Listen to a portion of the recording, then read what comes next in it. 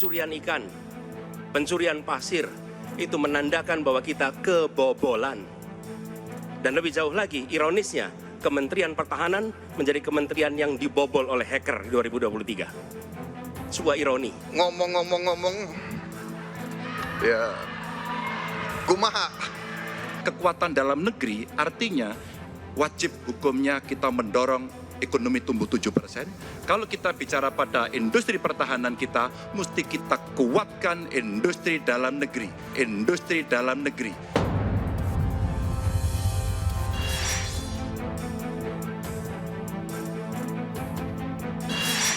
Gas yang ada di Natuna Utara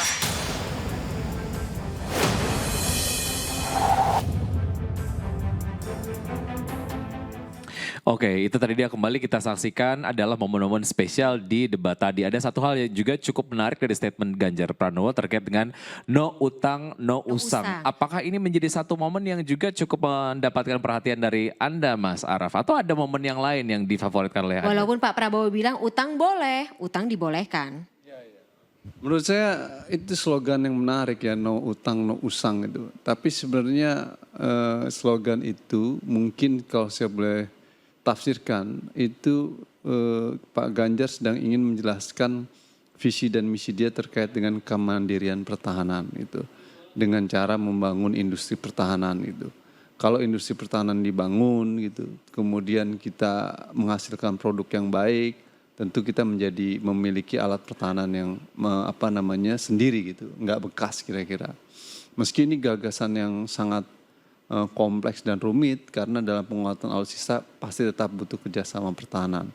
Cuman keinginan Pak Ganjar, begitu juga dengan Pak Anies tentang pembangunan industri pertahanan itu sudah semakin rumit dan kompleks sejak Pak Prabowo mengajukan Omnibus Law bidang pertahanan yang di dalamnya merubah paradigma pertahanan kita dalam pembangunan kekuatan pertahanan dari yang dulunya ke arah kemandirian pertahanan sekarang menuju liberalisasi pertahanan. Jadi Omnibus Law bidang pertahanan itu menggeser paradigma pertahanan dari kemandirian menuju liberalisasi. Dan itu dicantumkan dari Omnibus Law. Sehingga keinginan Pak Ganjar atau Pak Anies untuk mendorong industri pertahanan itu akan menjadi rumit. Kenapa? Karena Omnibus Law itu Mas memberikan ruang yang besar. Tadi kata Bu Koni, tier 1, 2, 3, sekarang sektor swasta boleh masuk semuanya. Asing, dulu penanaman modal asing dibatasi, nggak boleh masuk untuk sektor senjata, misi, dan sekarang Omnibus Law boleh. Jadi nggak PMD lain, asing boleh masuk. Nah, dengan hal seperti itu, maka industri pertahanan strategis akan bersaing dengan industri-industri swasta besar, baik dari dalam atau luar yang menggunakan investasi asing tadi itu. Konsekuensinya apa? Indonesia mengarah liberalisasi pertahanan seperti di Amerika Serikat, sektor industrinya pertahanannya dikuasai oleh swasta karena dia diprivatisasi, liberalisasinya terjadi.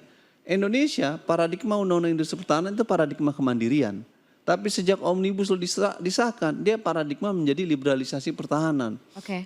Karena itu, kalau Pak Prabowo tadi bilang di statement penutup jalan tadi dia bilang akan membangun industri pertahanan, menurut saya pembangunan industri pertahanan mana yang Bapak ingin bangun? Oke. Karena Bapak secara tidak langsung telah membuat industri strategi pertahanan semakin terpojok. Gitu loh. Dengan Pak Prabowo mengesahkan Omnibus Law bidang pertahanan. Jadi gitu antitesa sendiri. Iya, itu yang saya bilang di berbagai media bahwa ketika Pak Prabowo timnya merumuskan program sektor pertahanan keamanan di poin nomor 2, ingin mempercepat dan memperkuat industri pertahanan, saya bilang itu membunuh dirinya sendiri. Karena sesungguhnya gagasan Pak Prabowo di dalam Omnibus Law bidang pertahanan tidak sedang ingin memperkuat industri pertahanan, justru membangun liberalisasi pertahanan dengan mengundang industri swasta, investasi asing masuk. Silakan baca semuanya itu perubahan tentang sektor pertahanan.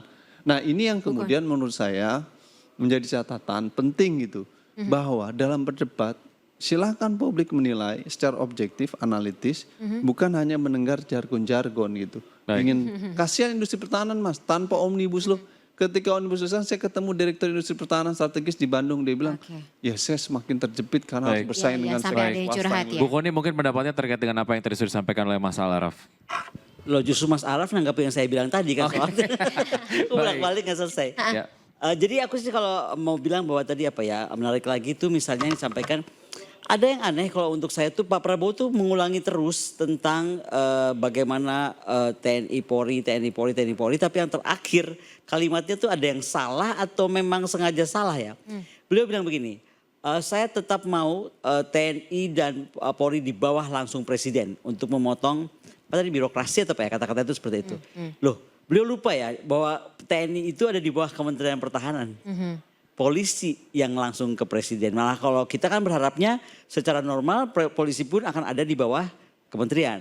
Nah saya nggak tahu kata-kata itu kenapa terakhir tadi coba perhatikan di debat terakhir tadi. Beliau bilang sekali itu bahwa saya ingin tetap TNI Polri langsung di bawah presiden untuk memotong birokrasi. Nah. Menurut Bu Kony? Bisa? Menurut aku bukan bisa atau nggak bisa. Kenapa ada keinginan seperti itu gitu loh. Itu kan menjadi pertanyaan kita juga. Tapi juga yang menarik adalah tadi Pak Ganjar sih kalau saya bilang Pak Ganjar itu paling siap akhirnya dari semuanya. Dari pertama datang sudah siap, mungkin COVID sudah lain. Diuntungkan oleh serangan Pak Anies di babak pertama yang kelihatan Pak Prabowo emosinya langsung terganggu. Ada assist gitu ya Bu? Ada dan ya baru terakhir Pak Ganjar keluarkan semua data yang dimiliki dan itu menurut saya keren lah. Untuk ya, tapi kita sebenarnya dari sini bisa melihat siapa yang lebih siap, siapa yang lebih punya wawasan. Karena misalnya Pak Anies ngomong banyak yang bagus tapi menurut saya kurang clear ya, kurang clear. Contoh tadi misalnya kalau memang mau lebih jelas harusnya tadi tidak bicara soal selatan-selatan saja. Bertiga itu. Bisa diarahkan kepada BRICS. BRICS itu sudah lebih nyata. Dan BRICS itu Indonesia kan diharapkan bergabung. Yang aneh lagi kita tuh masih menganggap BRICS itu hanya seolah-olah kekuatan ekonomi. Padahal kalau mempercepat tadi teknologi, mempercepat apapun itu, sekarang tuh BRICS sudah menuju ke kesatuan teknologi, kesatuan currency mungkin akan segera dibuat. Dan yang paling penting mereka sangat lebih kepada penguatan yang mungkin ada kepada security cooperation somehow dari meeting-meeting saya. Jadi sayang kalau South to South South relation disebutkan, tapi kemudian tidak menyebutkan BRICS yang menurut saya sangat penting. Baik, Mas. Ada catatan, Mbak. Ya. Kenapa saya melihat Pak Prabowo nggak firm dalam perdebatan semalam? Padahal ini ranahnya beliau. Padahal ranah beliau. Kenapa? Karena Pak Prabowo sejak dia menjadi Menteri Pertahanan tidak pernah membuat apa yang disebut dengan Defense White Paper atau buku putih pertahanan. Yang itu menjadi guidance untuk melihat arah orientasi pertahanan. Membangun pertahanan tidak bisa dilakukan dalam satu malam, tetapi dilakukan secara bertahap karena membutuhkan uang yang besar. Tahap jangka pendek, menengah dan panjang. Sehingga harus membuat perencanaan pertahanan. Salah satu perencanaan pertahanan dilihat dari buku putih pertahanan. Untuk menjelaskan kepada masyarakat Indonesia bahwa saya sebagai Menteri Pertahanan, pemerintah ingin membangun kekuatan pertahanan arahnya begini dalam jangka 5 tahun ke depan. Juga menjelaskan kepada masyarakat internasional bahwa kekuatan pertahanan Indonesia tidak mengancam bagi negara-negara lain. Karena setiap negara membuat Defense White Paper. Itu untuk membangun apa yang disebut dengan confidence building measures. Membangun kepercayaan di kawasan agar sama-sama membangun perdamaian di tingkatan kawasan. Saling kepercayaan itu. Tapi nah ini fatal. Akibat Defense White Paper tidak buat, buku pertahanan buat. Akhirnya dia nggak punya guidelines bagaimana membangun itu. Mungkin dia punya diumpetin untuk kebijakan postur, strategi pertahanan. Tapi secara umum kita publik tidak mengetahui itu. Sehingga kalau utang tiba-tiba naik, turun naik tinggi, lalu anggaran pertahanan bisa turun, bisa naik sangat tinggi. Dan di akhir tahun ini orang menjadi bingung. Itu yang saya katakan. Problem dasar dari Kementerian Pertahanan hari ini adalah dia tidak memiliki defense planning yang baik. Itu yang membuat beban buat Pak Prabowo debat tadi malam. Sehingga ketika diserang oleh lawan-lawannya dia bingung. Padahal itu yang jadi blueprintnya ya. Padahal itu menjadi blueprintnya. Blueprint itu menjadi penting. Perencanaan itu menjadi penting. Makanya kalau misalnya Pak Anies sama Pak Ganjar menyerang dengan beberapa data. Ya itu akan membuat Pak Prabowo sulit untuk menjawab. Akhirnya menjawabnya dengan dalih. Ini rahasia. Berarti Anies dan juga Ganjar berhasil mengusik zona nyaman dari Prabowo. Sangat mengusik. Dan saya harus akui Ganjar hari ini impresif di dalam perdebatan malam ini. MVP-nya Mas Araf?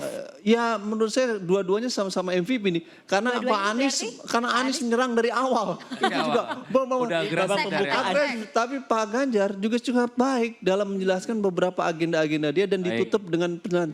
Jadi menurut saya lompatan jauh dari perdebatan pertama tuh, Baik, Pak Ganjar. semakin mari kita akan jeda sebentar, tapi sebelumnya kita kemudian kembali ingatkan bahwa polling tidak mewakili aspirasi seluruh masyarakat Indonesia ya, karena polling pada malam hari ini hanya diikuti oleh sejumlah responden yang telah berpartisipasi tentu saja terkait dengan polling yang tadi kita sudah sampaikan dan juga bisa Anda ikuti melalui Dan barcode bisa yang dilihat ada di di scan televisi. barcode di Oke. layar gawai Anda masing-masing yang terkait dengan siapa performa atau siapa capres yang punya performa yang paling baik malam hari ini. Kita akan jeda sesaat pemirsa, tetaplah bersama kami.